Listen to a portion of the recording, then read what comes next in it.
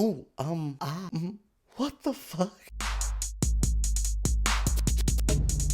Hello to all my Yellowjackets out there. My name is EJ Marino and welcome back to my channel. If this is your first time, hi, welcome to the channel. What a week to dive into. What a week to join me because whoa, what did we just watch on this week's episode? Yes, we are talking about Yellowjackets Season 3, Episode 7, Croak. I see what y'all were doing. You were really slow burning this season. Not that I think the opening of the season was super slow. I honestly think season 2 has a much slower build to its climactic finale. But whoa, we were kind of slowly moving along. I know we had the Ben stuff. We had some interesting moments like the Lottie death, but this episode specifically felt wild, chaotic. I had an adrenaline rush by the end of it. It was truly one of those moments of Yellowjackets history now that I'm going to go, that is one of our moments. I'm not going to say this is like the Red Wedding level for Game of Thrones, but it has that kind of feeling where I just felt shook and I felt like they actually like moved pieces on the board game. Like we actually did things for once. We actually made bold choices and decisions. We have characters getting shot. We have characters dying. We have Lottie bathing in blood. My girl. Oh my goodness. And we have Shauna prepared to off somebody by the end of this episode. Yeah, there is a lot to dive into. I am so happy about this. So my kind of spoiler, I will say for you all, not about episodes, but about me personally, I watched this episode right after I finished the last one last week. I have, like I said, some of the season in advance, but I've been wanting to watch it and watch it with you guys. They sent some out to critics early, but I want to sit here with you guys each week and experience this and not go, ooh, wait to episode 7. Can you imagine if I would have said that the whole time watching the season and y'all would have been like, episode 7. No, I'm so glad I'm experiencing this ride with you, but my goodness, after last week's cliffhanger ending, I dove into this and I have been sitting here now for a week wanting to talk to you all about the insanity. Like, can you believe Lottie did what she did? Shauna's face when Lottie did that insane moment. We also have the present day story. Van, are we about to lose Van and we actually got to see what Dark Tide looks like? There was just so much just imbued in this episode that I think was stellar, that I think knocked it out of the park and reminds I think all of us why we love Yellowjackets so much. So the episode begins and we're going to start this review off where they started the episode. We meet a nice little group of nature people. Hannah and Edwin are finding rare frog noises. I don't like frogs that much, and I try to like tune out when they were like talking about frogs or showing frogs because it kind of ekes me out. But yeah, they're kind of doing research. They bring a mountain man with them named Cody. Kodiak is, I think, his kind of proper name. Joel McHale in this episode. Why did we cast Joel McHale specifically? That's my only complaint. Is like I like him, but like he brought too much of a he took me out. Joel McHale being in this took me out because I was maybe expecting a comedic performance and he was slightly funnier than some of the other, I don't know. Anyways, so we meet these 3 new characters and they are, at least from what we know, Edwin and Hannah are the 2 that show up to the camp at the end of the last episode. But before they get there, they're doing some research. We're learning some stories. We're told a story about frogs who were so desperate for a leader that they get themselves eaten.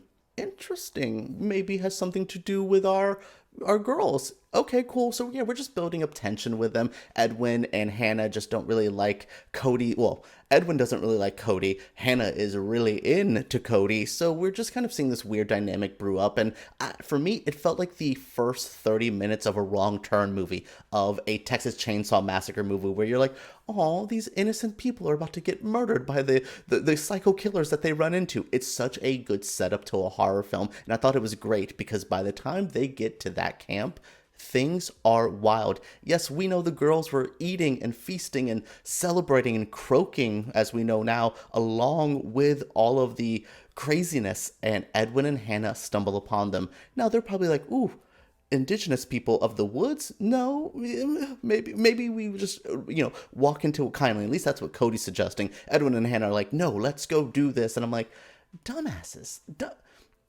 And even if they were indigenous and they were friendly, don't go up into people's property. You know what I mean? Like, even if you didn't stumble upon, crashed soccer team in a woods eating people, you still don't do this.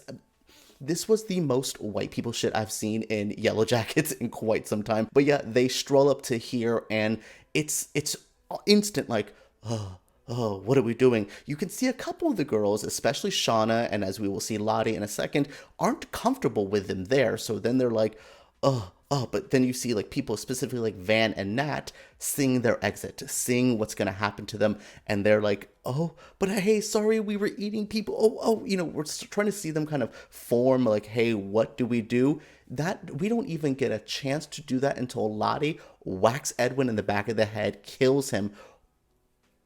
Shook. I have never sat there so jaw dropped by a moment in Yellowjackets. Like Lottie's death, nothing. Nat dying at the end of last season, nothing compared to Lottie just whacking this dude and just being like, the woods did not want them here. They were disturbing us. And I'm like, oh my goodness, Lottie is snapped. And you also see Shauna kind of side with Lottie in this moment because I think, one, there's a couple people who like the woods weird and, the woods and wildness of it. You see Misty kind of find a purpose there. You see Shauna now getting her antler queen status, and Lottie feels free. She has no medicine.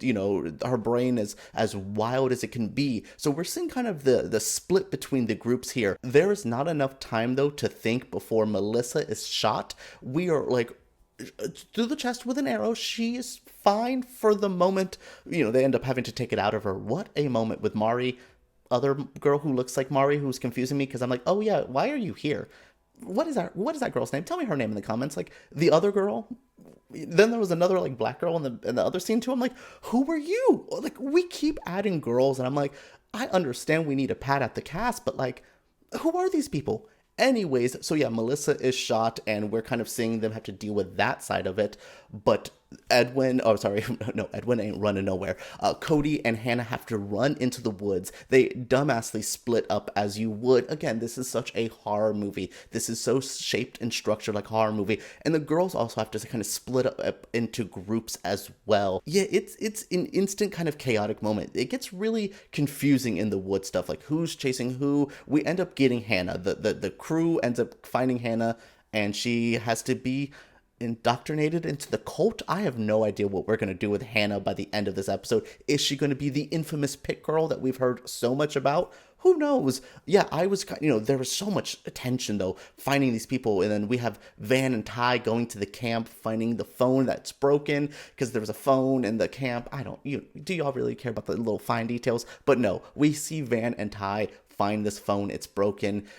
Van lets out a frog, which I'm like, oh, good nature stuff. Look, see, positivity. Van, maybe you will still alive in the present day story. Yeah, all of this is happening. Shauna ends up finding homegirl Hannah. Hannah does leave a message to her child. She's basically like, if this tape ever gets out, please, I need you to hear this. This tape thing is a big part of this episode. We'll talk about that more in the present day section, but it is insanity. Cody, what happened to Cody? I kind of forget. I know Travis and Akilah have him. He's cliffside, and it's just this like, oh my goodness. I really was praying Akilah and Travis would just dip. Just go, run away with him. Like, it would have been a moment of levity in this insanity. Because I'm like, girl, y'all are getting gaslit. Literally, y'all are inhaling gas and being confused by a wild woman. Speaking of that wild woman, she is just bathing in Edwin's blood for most of the episode. By the time everyone comes back to the camp, she is in full psychosis. They're having to rip that thing out of Melissa. It is so much. But yeah, the end really does show that Hannah is brought to the cult, and is now she gonna have to join the girl group, like girl power, fight the men? Is that what it's gonna be? Who knows? But I was shook by what all happened in this younger story. In the present day story, Shauna is basically listening to the tape, what all happened. She kind of knows that they need to deal with this. And Callie is being Callie. Girl, get off of Google. Why are you trying to figure this out? Like, she goes up to her dad, is like, Dad, I think my mom and the girls did something crazy out there. Yes, they did. They had to survive. You would not exist if your mother did not need to do what she did in the woods. Do I agree with Wood time Shauna? No. My girl can stay with her lesbian in the woods having forced sex. I don't care. Me and Shauna ain't getting along this season, but at the same time, Callie, what are you fighting for? Why? What is the reason? it's just frustrating to see Callie kind of go this route, because I think the character is interesting, and I would like her to see her want to join the Yellowjackets more than being against them and reporting them for this murder. But yes, all of this is kind of coming to a head, and Shauna rounds up the gang. Basically, everyone has to come together, and we're going on a road trip. We get Shauna, Misty, Van, and Ty all together. Yes, this is what I have been waiting for. There's no Jeff here. There's no, what's his name?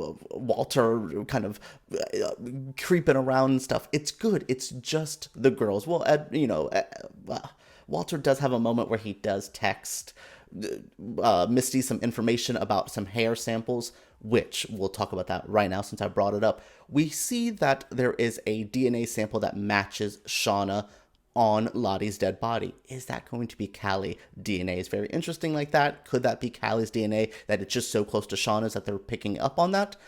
I'm intrigued. I do think Callie now is my number one suspect for the one who has murdered Lottie. We will get into that whenever we uncover that mystery. But right now the mystery at foot is, which one of the girls snuck the tape out? It seems like we're aware that the tape exists in the past story, but one of the people who survived, I don't know if it was one of the girls, if it was I don't know who brought it out, but someone has brought out that tape, and now that tape has gotten into Hannah's kids' hands.